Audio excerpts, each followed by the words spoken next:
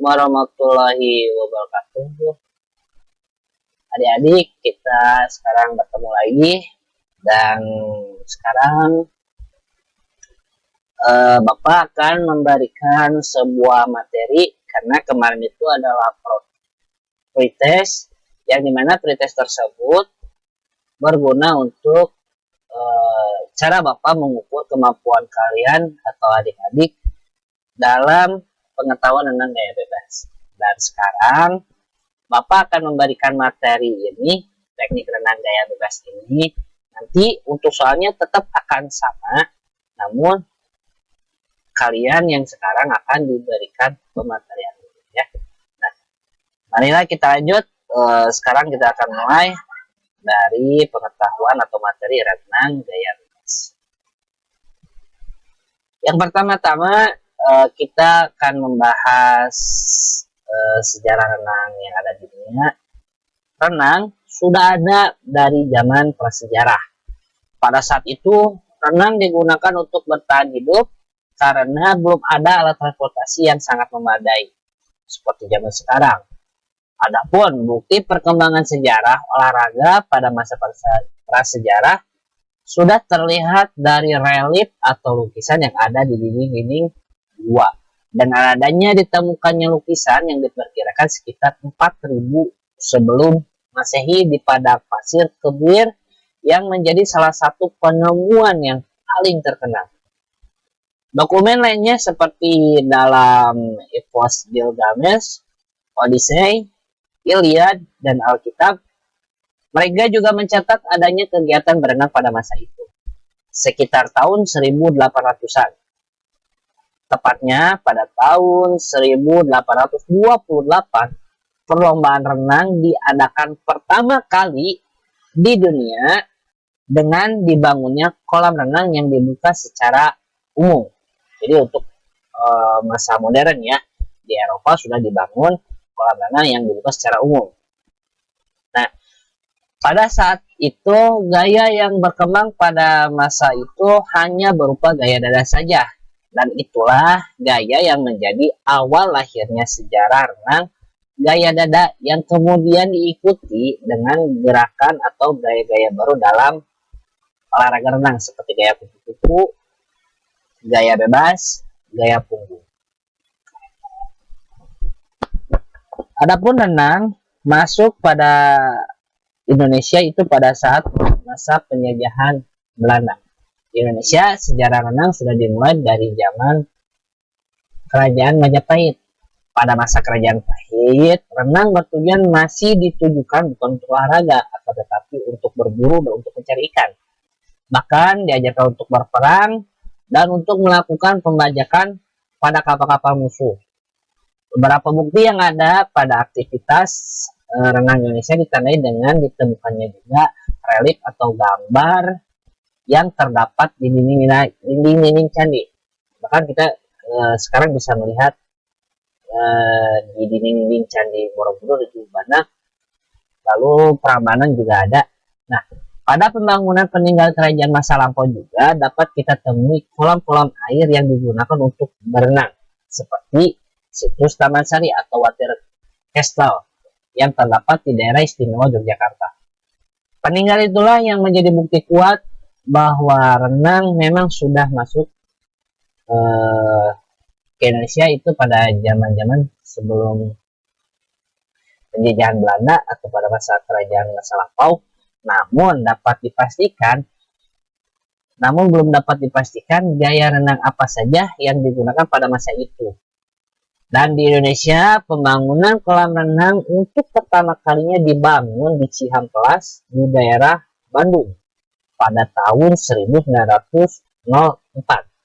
Dan kemudian pembangunan tersebut dilanjutkan kembali untuk membangun sebuah kolam renang di Brantas, yaitu daerah Surabaya, dan kolam renang Cikini di daerah Jakarta, yang diperuntukkan untuk orang-orang kulit putih, jadi bukan untuk pribumi. Nah, di kolam renang ini pun juga sama, tidak diperbolehkan orang pribumi mengikuti perlombaan ataupun masuk ke daerah kolam renang. Perlombaan cabang olahraga renang di Indonesia untuk pertama kalinya itu diselenggarakan pada tahun 1948. Jadi sesudah merdeka diadakanlah lomba pertama kali Indonesia, yaitu di kota Surakarta, dan diagendakan dengan acara Pekan Olahraga Nasional ya renang. Yang diperlombakan pada itu adalah gaya bebas, gaya punggung, dan gaya dada. Jadi gaya ini, ketiga gaya ini atau PON ini adalah dilaksanakannya hanya untuk orang-orang Indonesia. Jadi perlombaannya secara nasional itu Indonesia. Nah, renang gaya bebas ialah berenang dengan posisi dada berada pada permukaan air dengan kedua belah tangan mengayuh ke depan secara bergantian. Gaya ini sudah dikenal sejak zaman kuno di luar negeri. Gaya bebas ini pertama kali diadakan dan dilombakan di London, tepatnya pada tahun 1844. Sehingga sampai sekarang gaya bebas ini sangat digemari kebanyakan orang karena gaya ini mudah untuk dilakukan dan lebih cepat membuat tubuh lebih melaju di air saat berenang, walaupun perenang asal Inggris berkata bahwa gaya renang ini tidak elegan karena terlalu banyak memarcikan air ke mana-mana. Adapun dasar dari pengertian renang ini, Bapak mengambil buah dari para peneliti, yaitu adalah Bu Ningsih tahun 2010 kutipannya. Beliau berkata, renang adalah salah satu olahraga air yang dilakukan dengan menggunakan gerakan badan di air, seperti menggunakan kaki dan tangan sehingga tubuh terapung di permukaan. Terhadapun kutipan lain menurut para ahli yang lain, Erlangga tahun 2010 halaman 75, renang merupakan olahraga air yang sangat menyenangkan dan bermanfaat bagi kekuatan otot tubuh, jantung, paru-paru, dan membangkitkan perasaan berani. Teknik dasar renang gaya bebas yang pertama adalah yang kita harus perbaiki adalah posisi badan. Posisi badan dalam melakukan gerakan gaya renang bebas adalah mengapung. Tujuan utamanya telungkup dan horizontal dengan permukaan air atau sejajar dengan air. Dan ketika melakukan gerakan mengayun, memperkecil dorongan ke arah bawah seperti lihat dari gambar dan atas sehingga tubuh tidak naik dan tidak turun atau secara stabil. Dan ketika mengambil nafas, kepala tidak diangkat tetapi hanya ditolakkan ke samping, boleh samping kanan ataupun samping kiri. Gerakan lengan menurut Karnadi tahun 2008 menjelaskan bahwa dalam melakukan gerakan lengan gaya crawl atau gaya bebas, kedua lengan secara bergantian bergerak mendayung ke arah depan mirip dengan gerakan baling balik pesawat. Entry itu adalah posisi ujung tangan masuk ke depan dan push dorongan dari depan ke bawah, dan recovery terus diulang-ulang, ya, terus diulang-ulang. Gerakan tungkai kaki dalam renang gaya bebas, fungsi gerakan tungkai adalah sebagai stabilisator atau penyeimbang dan membantu untuk gerakan tubuh ke depan. Dalam gerakan gaya bebas, sumber utama gerakan maju perenang adalah luncuran, gerakan dayungan lengan, namun gerakan dari tungkai juga memberikan kontribusi untuk gerakan maju perenang. Jadi silakan perhatikan baik-baik dari video berikut ini.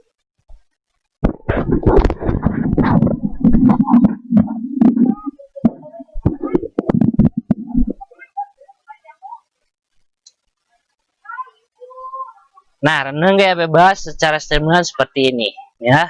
Jadi sejajar dengan air, dan posisi wajah menghadap ke dalam air, ya. Lalu tangan lurus ke depan secara bergantian, namun kaki itu tetap tetap bergerak ke atas ke bawah. Nah, berikut lihat.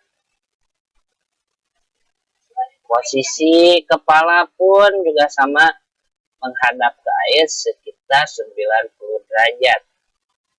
Dan kayuhan tangannya pun juga sama. posisi kayuhan bisa dilihat kepala hanya menengok ya, tidak diangkat tapi hanya ditengok. Tangan secara lurus ke depan, dan tidak diangkat.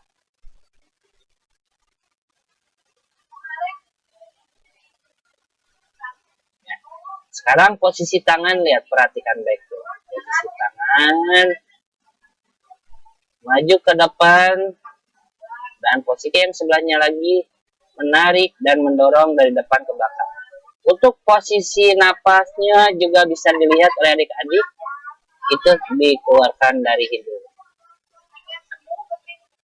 Tetapi kalau untuk olahraga renang di sekolah biasanya dari mulut dikeluarkan agar lebih mudah. Lihat posisi tangan secara perlahannya pun juga sama, secara ke depan. Nah, untuk pengambilan napas nengok ke samping itu posisi mulutnya terbuka lebar di atas permukaan air. Dan saat pembuangan air itu udara itu dari hidung. Bisa dilihat oleh adik-adik, posisi kepalanya hanya menengok ya, ini tidak diangkat secara perlahan.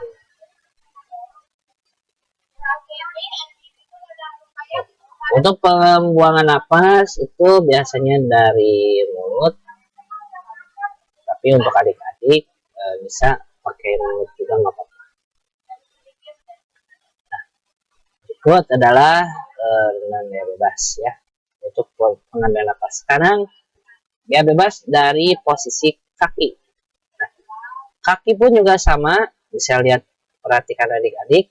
Nah, posisi kaki ini fleksibel ya, posisi kakinya fleksibel, jadi tidak ditekuk. Untuk posisi lututnya tidak boleh ditekuk ya, tetapi hanya sejajar lurus, dan dimana gerakan ini secara bersamaan itu mendayung untuk membantu dorongan daripada laju perenang tersebut.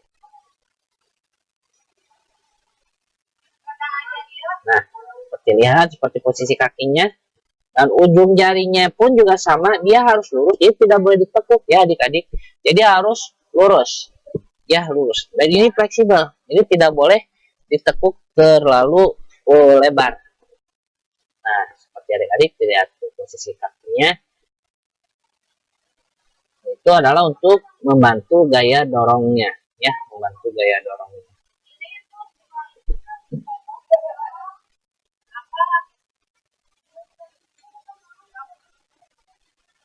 Sekarang posisi tangan ya, posisi jari-jari tangan bisa dilihat oleh adik-adik. Nah, untuk posisi tangan pun juga dia harus tidak boleh gini ya, tapi harus dirapatkan ya, dirapatkan untuk posisi tangannya, untuk dorongan lebih ke depan. Lihat posisi tangannya, bisa lihat ya adik-adik, tangannya lurus sejajar dengan kepala dan kaki ya. Posisi tangannya, untuk posisi kakinya lebih fleksibel. Posisi tangan ditekuk ke belakang untuk daya dorongannya, untuk memperlambat tekanan. Jadi si ujungnya dia itu harus lurus.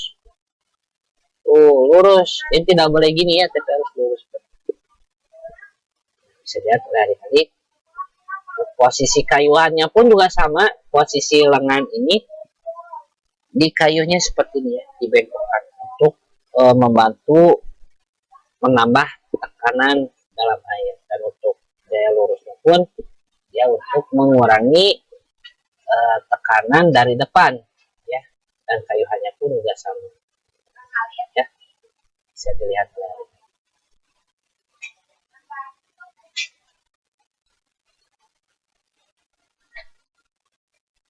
Nah, lihat posisi tangannya, posisi tangannya itu rapat ya, tidak ada yang terbuka seperti ini, dirapatkan untuk mendapatkan daya dorongan yang lebih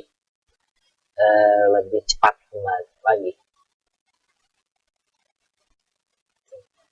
Cuman ini dia memakai sirip tangannya untuk menambah daya tekanan. Sekian adik-adik yang bisa Bapak berikan. Silakan lanjut ya. Bapak tutup. Wassalamualaikum warahmatullahi wabarakatuh.